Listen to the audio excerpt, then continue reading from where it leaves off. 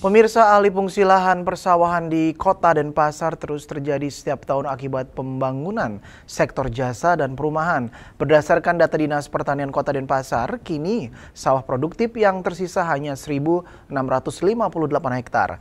Melindungi petani dan lahannya, Pemkot telah memberikan insentif dan asuransi bagi para petani.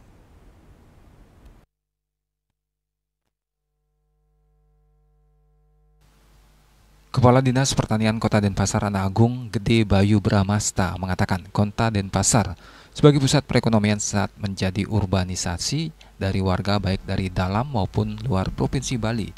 Dalam 4 tahun terakhir, penyusutan lahan pertanian cukup signifikan akibat pembangunan. Pada 2020 luas sawah masih 1.957 hektar, kini tahun 2024 tersisa 1.658 hektar.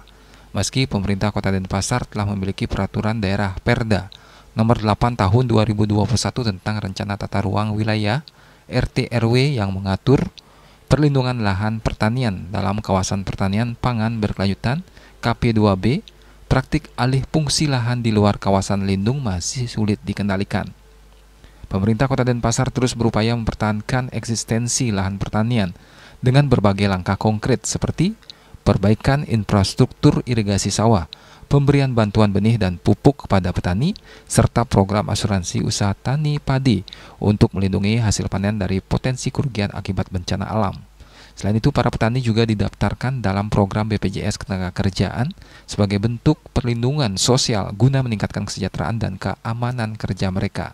Semua kegiatan ini ada bertujuan untuk meningkatkan pendapatan.